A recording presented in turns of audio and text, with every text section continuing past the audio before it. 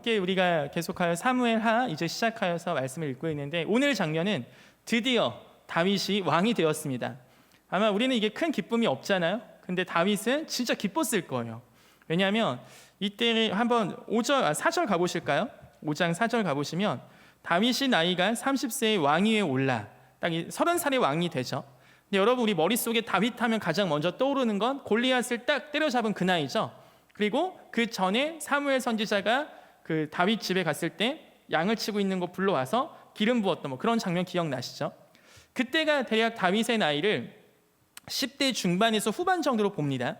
그러니까 많으면 17, 18, 적으면 15. 그러니까 정확하게 다윗은 이때 몇 살이더라 이거 나오지 않지만, 이때 골리앗과 싸우고 있고 블레셋 싸우는데 다윗은 군대 안 끌려가고 한 걸 봤을 때 적어도 20은 되지 않았을 거다.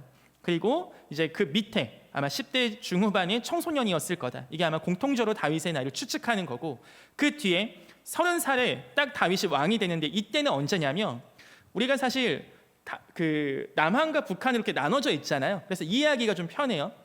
다윗이 맨 처음에 30살 때 왕이 되었을 때는 이 장면이 아니고 아직 사울이 건재했을 때, 그러니까 사울파가 있을 때는 다윗이 왕국을 세우지 못했지만 사울이 죽고 점점 사울파가 약해지고 할 때 다윗의 그 유다 지파, 다윗이 유다 지파니까 이스라엘 12지파 중에 유다 지파에서만 다윗을 왕으로 세웠어요. 기름 부어서. 그러니까 그때 사실상 이렇게 나라가 두 개로 쪼개진 거죠.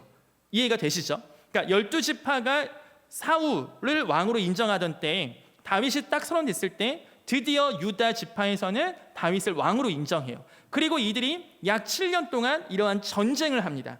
다윗 왕국 유다 지파와 나머지 11지파가 싸워요. 이게 다윗파와 사울파가 계속하여 전쟁했던 이야기예요. 이해가 되시나요? 그러다가 거기에 있었던 이게 1, 2, 3, 4장 이야기를 제가 줄여서 얘기 드리는 거예요. 거기서 이제 유력자, 어떤 정치가들, 장군들이 죽어나가기 시작하고 점점 힘이 약해지니까 드디어 오늘 5장 1절 가보세요. 5장 1절. 이스라엘 모든 지파가 헤브론은 남한으로 치면 서울, 북한으로 치면 평양, 그 수도입니다. 그러니까 유다 지파의 수도 다윗에게 찾아왔다는 거예요. 헤브론에 찾아와서 다윗에게 나와 이르되 보소서 하면서 다윗에게 항복, 그리고 우리의 왕이 되어달라고 다윗에게 요청을 하죠. 그러니까 지금으로 치면 북한의 저 김정은 우리 형이 죽으시고 밑에서 쿠데타 일으켰거나 아니면 죽고 나서 그런 유력 정치인들이 다 다윗에게 우리 남한이 와서 우리 북한을 남한으로 흡수 통일해 주세요. 이런 식의 정리가 끝난 거예요. 그러니까 심한 전쟁이 일어나지 않고 무언가 완전한 정복 전쟁이 되지 않고 굉장히 평화로운 방법으로 어느 정도 정리가 돼서 드디어 다윗이 이스라엘 모든 지파의 왕으로 오른 순간이에요. 그러니까 다윗은 살면서 평생에 3번의 기름 부으심을 받거든요. 첫 번째는 10대 중반에 사무엘 할아버지가 오셔서 딱 기름 부은 그 사건. 두 번째는 유다에서 불러서 다윗을 기름 부은 사건. 세 번째가 오늘 장면입니다. 그러니까 우리는 다윗이 기름 부음 받았나 보다 하지만 다윗의 지금 머릿속에는 이때 다윗이 왕이 된 이스라엘 모든 지파가 와서 우리 왕 돼주세요 했던 나이가 한 37, 38이거든요. 그러니까 제 나이예요, 제 나이. 그러니까 17년, 한 17살 때 혹은 18살 때 사무엘 할아버지가 기름 부어서 왕이 되는구나 했던 그 시간과 쭉쭉쭉 가서 드디어 20년 만에 다윗이 드디어 그 말씀이 이루어진 겁니다. 그러니까 그 말씀이 이루어지기 20년이 걸렸어요. 제가 지난주인가 우리 청년 한 명과 이제 같이 식사하면서 청년이 이제 수련회 때 은혜를 많이 받았나 봐요. 근데 여름 수련회 끝나고 나서 뭔가 그때 기도했던 것들이 시원찮으니까 마음이 좀 힘들었던 것 같아요. 그래서 우리 이야기할 때 그 얘기를 해줬어요. 다윗은 기도했던 그 제목이 언제 이루어졌냐면 20년 뒤에 이루어졌어. 아브라함은 멀쩡히 잘 살고 있는데 하나님이 딴 데 가라고 해서 이사 갔거든. 아들 준다고 했어. 근데 그 아들 준다고 약속하신 지 25년 만에 아들 생겼어. 모세 같은 경우는 민족을 위해서 뭔가 으쌰 했던 게 나이 40살 때였는데 40년 동안 하나님이 안 나타나시다가 80살 돼서 나타나서 너 일 좀 해볼래? 일 시키셨는데 그 일이 언제 이루어졌어? 40년 뒤에 이루어졌어. 또 심지어는 그걸 보지도 못하고 죽었어. 근데 우리 수련이 며칠 지났지? 한 1년 지났나? 2년 지났나? 한 3년 지났나? 만약에 우리가 지금 하나님 이렇게 늦게 이루어주세요. 이렇게 기도한 게 이렇게 안 이루어주세요. 내가 이렇게 기도했는데, 열심히 했는데, 내가 기도한 지 벌써 일주일 됐는데 한 달 됐는데 왜 이루어지지 않습니까? 라고 막 불평과 불만이 있다면 우리 나중에 천국 가서 다윗, 모세, 아브라함 형님들 볼 때 꿀밤 한 대씩 맞을 수 있습니다. 하나님과 믿음의 언약을 체결한 하나님께서 택하신 사람들의 방법 속에는 사람들이 보는 것처럼 인스턴트식이 아니에요. 기계식으로 딱딱딱딱 떨어지지 않습니다. 마치 우리의 이성교제가 기계식으로 정답식으로 마치 우리의 가정이 어떤 TV에서 나오는 프로그램처럼 뭔가 매뉴얼처럼 쫙 깔끔하게 떨어지지 않듯이 우리 마음의 감정이 책 읽은 것처럼 그냥 다 마음속에 원하는 대로 다 되지 않듯이 하나님과의 관계 그리고 하나님께서 우리의 기도 제목과 하나님께서 이루어 가시는 비전 또한 그렇게 될 것입니다. 이 말씀과 이걸 우리가 좀 알고 시작해야 돼요. 그래서 오늘 다윗의 이 왕의 기름 부으심, 그것도 이스라엘 모든 지파가 찾아와서 다윗을 왕으로 삼은 이 사건은 다윗에게는 너무나 참 그 마음에 큰 감격과 감동이 있는 시간이었을 것이라 생각합니다. 그럼 우리가 이 시간 이 다윗의 왕의 기름 부으심 받는 장면에서 다윗의 그 전반부를 좀 생각해 보면 좋겠어요. 다윗은 나이가 30살 때 유다의 왕이 됐고 37, 8쯤이 아까 모든 지파의 왕이 되었다 했잖아요. 근데 제가 한번 질문을 해볼게요. 다윗이 골리앗을 죽인 때는 왕이 되기 전입니까? 왕이 되고 나서입니까? 다윗이 사울을 죽이지 않고 옷자락만 살짝 패서 너무나 멋있는 명언을 남긴 하나님께서 기름 부으신 자를 내가 어떻게 죽이겠습니까? 하고 너무나 그 대인배, 이거는 세계 전쟁 역사상 이러한 멋진 사람은 없었을 거예요 아마. 사실 정적은 죽이면 끝이거든요. 고대 역사는 더더욱이나 1대1 죄송합니다. 다이다이 붙어서 이기면 끝이에요 사실. 삼국지 보면 딱 그거잖아요. 그게 고대 전쟁 역사예요. 그러니까 암살하고 독살하고 저 왕 죽이면 백성들 흩어집니다 그냥. 그러니까 진짜 맞짱 대결이었어요. 근데 그때 다윗은 사울 죽이면 사실 끝입니다. 나머지 안 죽여도 돼요 그냥. 근데 그 편한 길을 두고 안 합니다. 그게 왕이 되기 전입니까? 왕이 되고 나서입니까? 다윗이 수많은 전쟁에 나가서 굉장히 많은 사람들을 죽이고 굉장히 많은 전쟁의 공을 세우고 사울이 죽인 자는 천천히고 다윗이 죽인 자는 만만이다 이런 노래가 유행가처럼 퍼질 정도로 그렇게 인기 많았을 때는 왕이 되기 전일까요? 후일까요? 또 한 가지 질문, 다윗이 밧세바를 범한 건 왕이 되기 전입니까? 왕이 되고 나서입니까? 다윗이 모든 나라 인구조사에서 하나님께서 야, 너 지금 뭐 하는 거야? 다윗이 마지막 말년에 뭘 하냐면 인구조사를 하거든요. 그게 왜 했냐면은 다윗의 마음에 교만함이 있었어요. 내가 이제 이 정도 왕 됐으니까 예전에 있었던 모세 시대 백성들보다 지금이 훨씬 많아질 거야.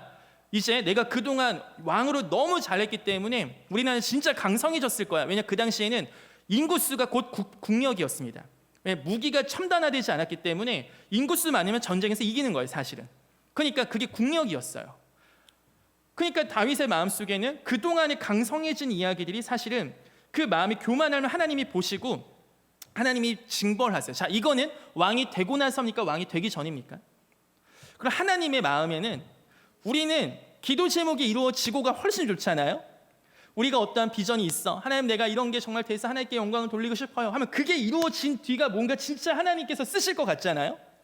뭔가 그때가 진짜 내가 지금 취업을 준비하고 있고 내가 무슨 공부를 준비하고 있고 내가 이것만 돼봐라. 내가 진짜 11조도 엄청 많이 하고 내가 진짜 주님 나라 위해서 내 모든 걸 다 갈아 넣어야지. 이게 사실 우리의 마음이잖아요. 그런데 하나님의 입장에서 다윗이 내가 왕만 돼봐라. 내가 왕만 되면 진짜 하나님의 왕국을 건설해야지. 내가 왕만 되면 내가 지금은 좀 힘들지만 왕만 되면 다 할 수 있어. 이랬다 할지라도 하나님께서 정말 다윗을 이스라엘 왕으로 목자로 그리고 정말 귀하게 바라보셨던 때는 어쩌면 다윗의 우리 머릿속에 있는 다윗의 멋진 모습들은 오히려 왕이 되기 전이 성경에서 보면 훨씬 많은 것 같습니다. 제가 이번 일주일 동안 이 본문을 계속 생각하고 묵상하면서 우리가 닮고 싶어하는 다윗의 모습은 다 왕이 되기 전에 몰려있더라고요. 그 마음 가운데 제 가운데 다시 한번 질문이 되는 거예요. 저 역시 기도 제목이 있고 하나님 앞에 소망하는 것들이 있습니다. 그런데 어쩌면 하나님은 이것이 이루어지고 나서보다 이루어지는 과정 속에 지금의 나의 결정과 지금의 나의 모습과 지금의 나의 선택과 지금의 나의 삶을 우리 하나님 너무나 기뻐하시겠구나.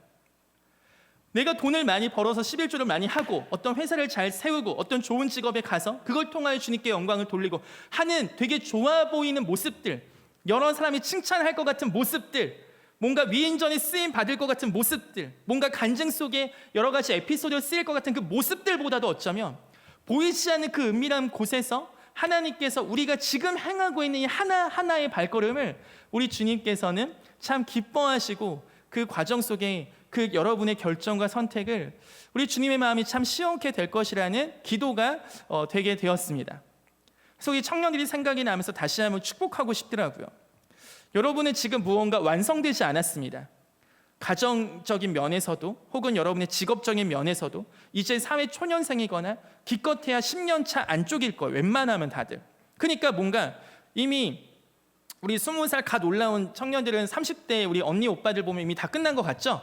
가서 물어봐. 똑같아 사실은. 니네가 하는 고민 얘네도 아직도 하고 있어. 한번 물어봐. 저의 진로는 뭘까요? 이건 저의 고민이기도 해요. 인생은요, 여러분의 지금 산이 하나 넘었다 해서 그게 끝난 게 아닙니다. 또 있을 거예요. 저도 마찬가지고. 우리 저 뒤에 계신 부장기사님께 가서도 여쭤보세요.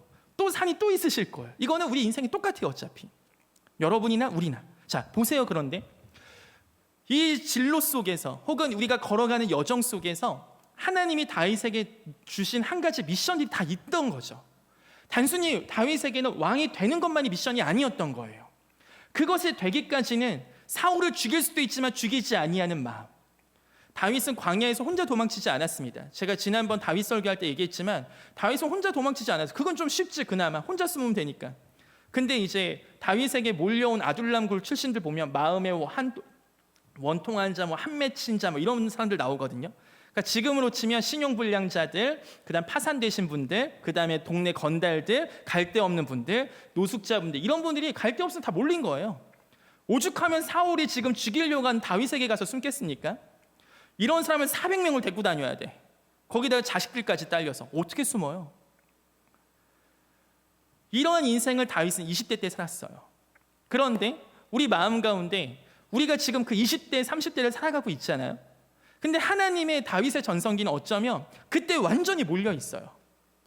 사무엘 상하의 이야기를 다 볼 때 그때 정말 다윗이 너무나 아름다운 결정들을 합니다.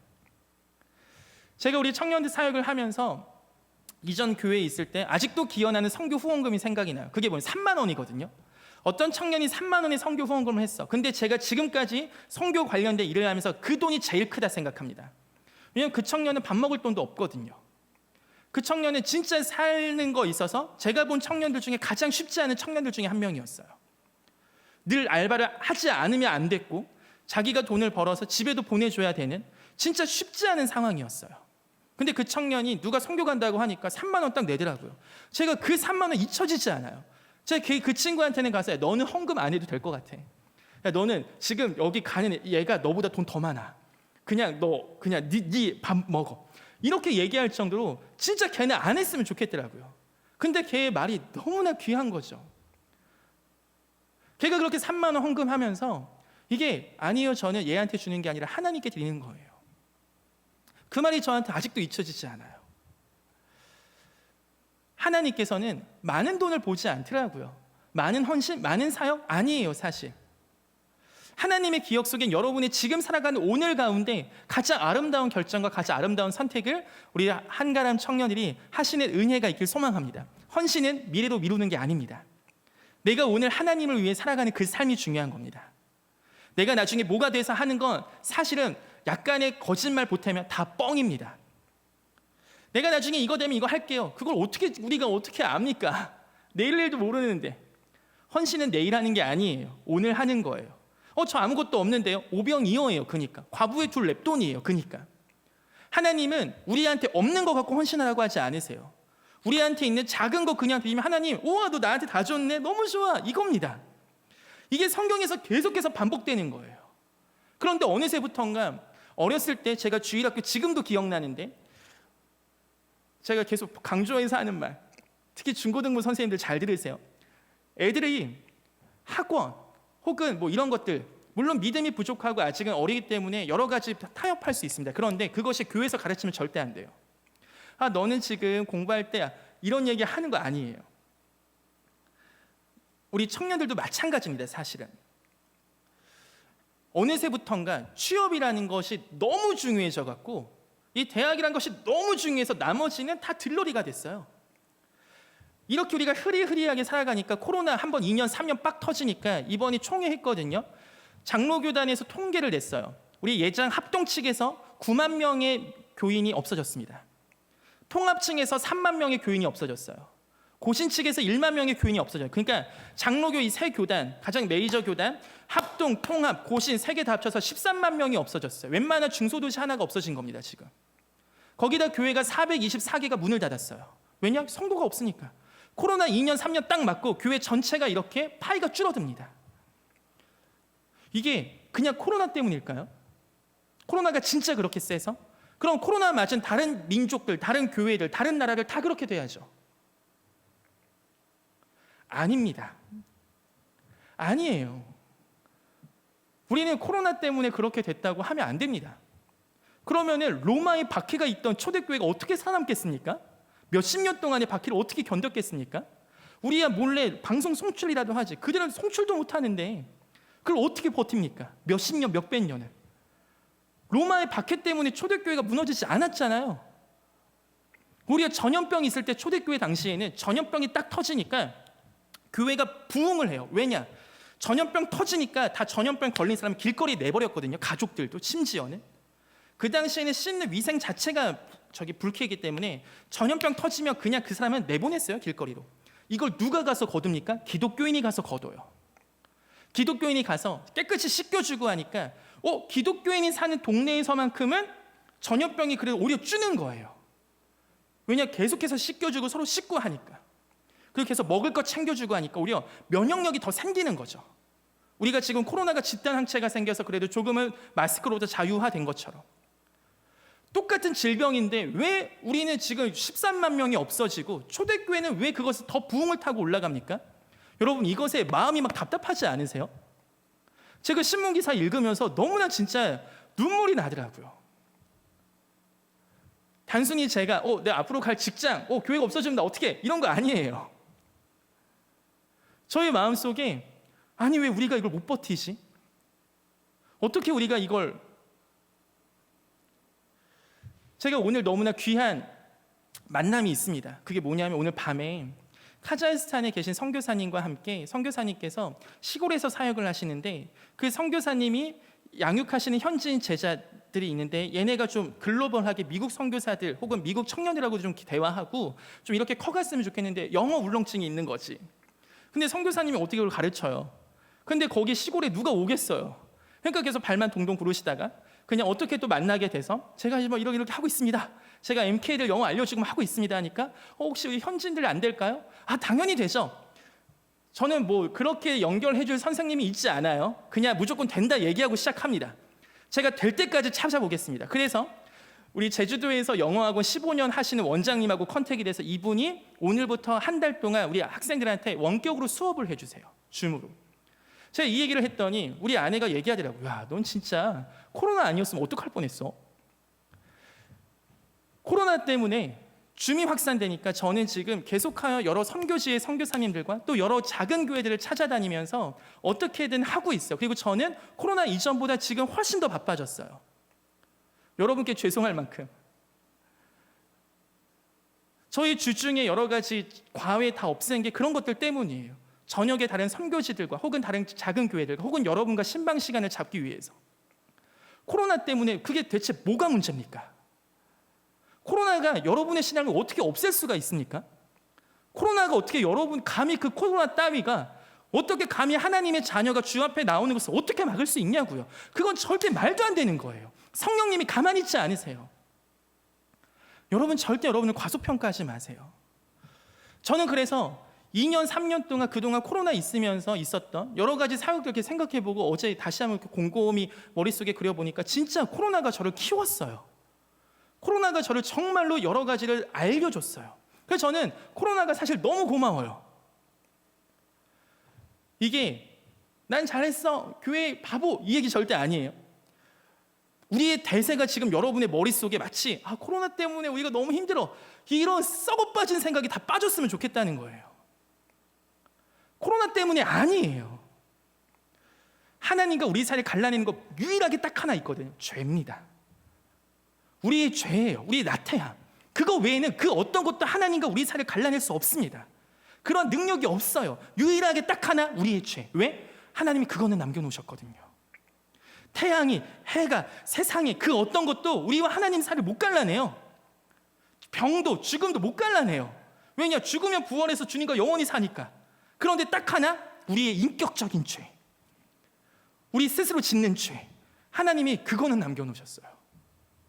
하나님이 그거를 로봇처럼 통제하지 않으세요. AI처럼 우리가 죄 지을 수 있는 권한까지 주셨어요. 딱 하나. 그게 우리와 하나님 사이를 갈라낸 겁니다. 이사야 59장 말씀이 그 말씀이에요. 우리와 하나님 사이를 뭐가 갈라냈냐? 너희의 죄다.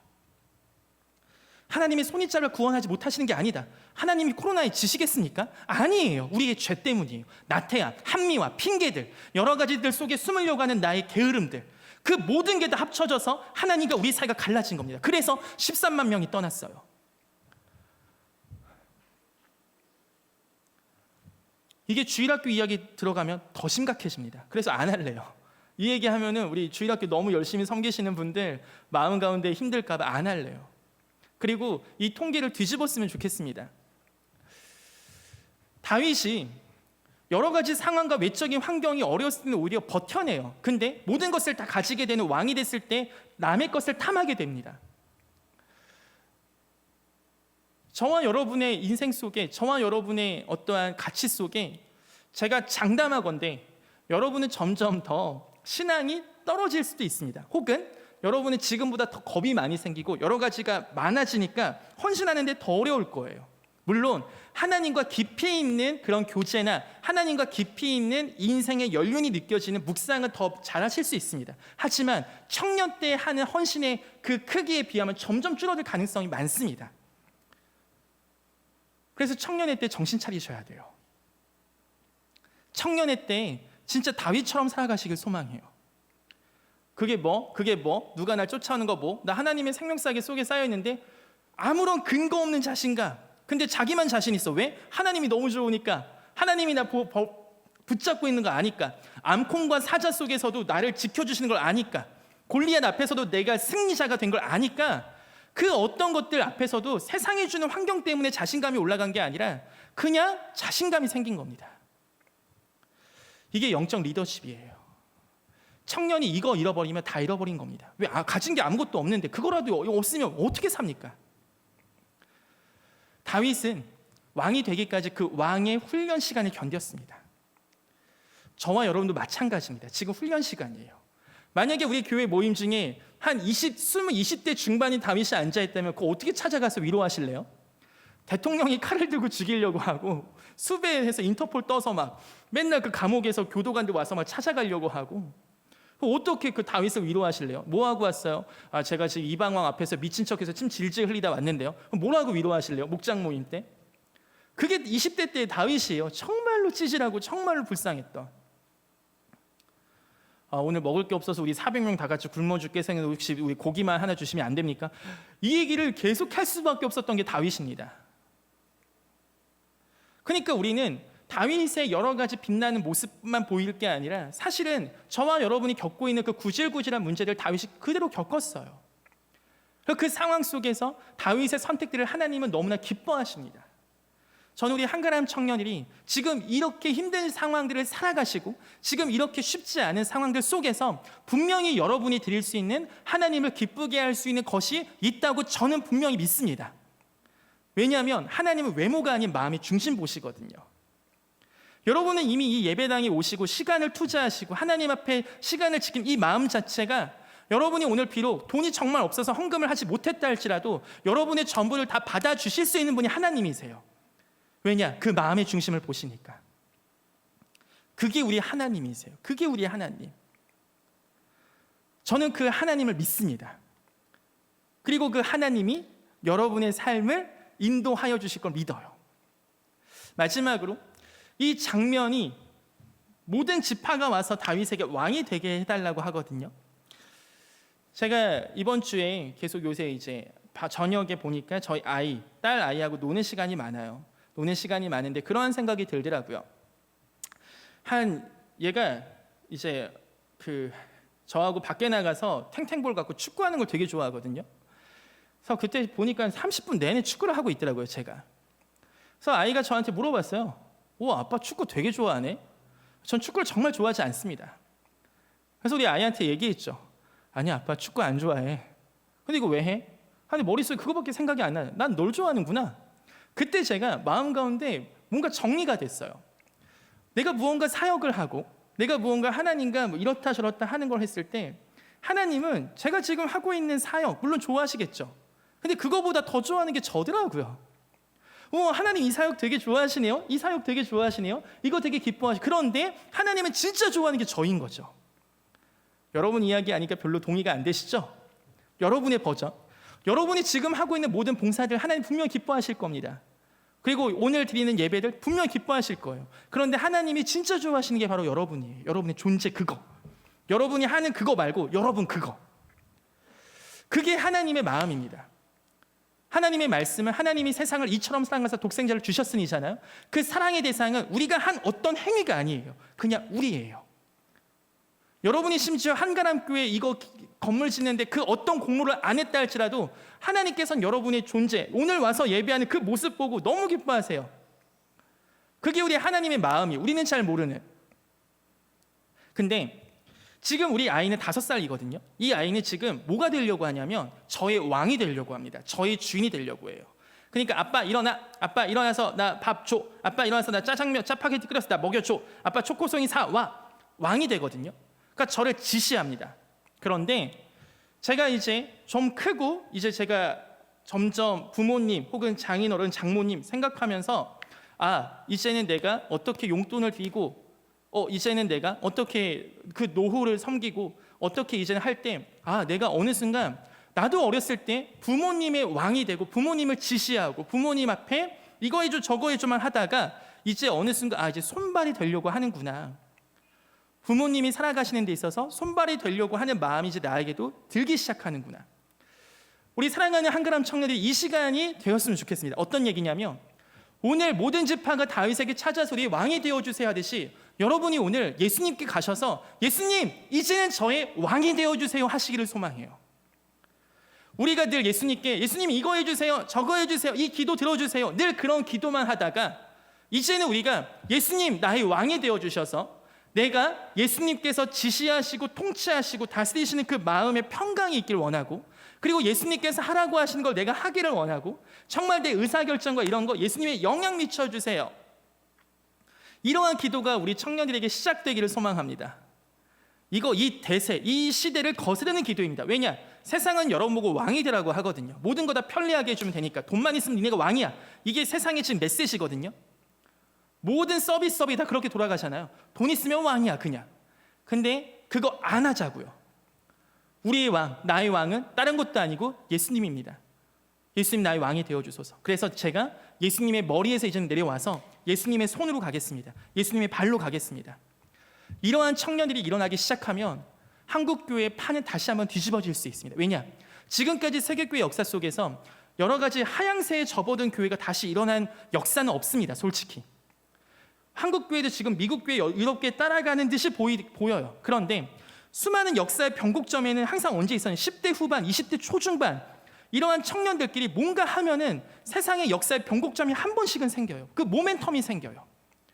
요새 유럽교회에 부흥하고 있는 교회들 특징 중에 하나가 뭐냐면 청년들 중에 아프리카 흑인이 아프리카에서 그 이민자들 있잖아요. 얘네가 은혜 받은 애들이 얘네는 애를 많이 낳으니까 얘네가 다시 유럽에 있는 젊은이들, 백인들을 전도하기 시작한대요. 중앙아시아 쪽에 있는 청년들이 전도 여행을 하기 시작하고 우리는 지금 이것이 너무 멀리 있어서 정확히 모르지만 하나님의 그 거시적인 역사 속에서 늘 청년과 청소년 세대 이거 감당해 왔습니다. 언제? 예수 그리스도의 머리에서 내려와서 이제 우리의 머리가 예수 그리스도심을 인정할 때 예수님께서 쓰시기 가장 좋은 그 나이대가 청년이니까 우리 사랑하는 청년들 다윗은 청년 때가 믿음의 전성기였습니다. 아무것도 없었지만 그가 하나님을 정말 기쁘게 했고 많은 믿음의 사람들을 독려하였습니다. 그의 이야기가. 우리 이야기가 세상에서 볼 때는 볼품없을 수 있어요. 별로 담고 싶지 않을 수도 있어요. 하지만 하나님이 주목하시는 청년이 한 명 일어나면, 하나님이 주목하시는 청년의 기도, 하나님이 주목하시는 청년의 결정, 하나님이 주목하시는 청년의 헌신이 있다면 하나님 분명히 역사하십니다. 그러한 청년들로 하나님께서 우리 한가람교회 청년들을 기름 부으시기를 간절히 소망합니다.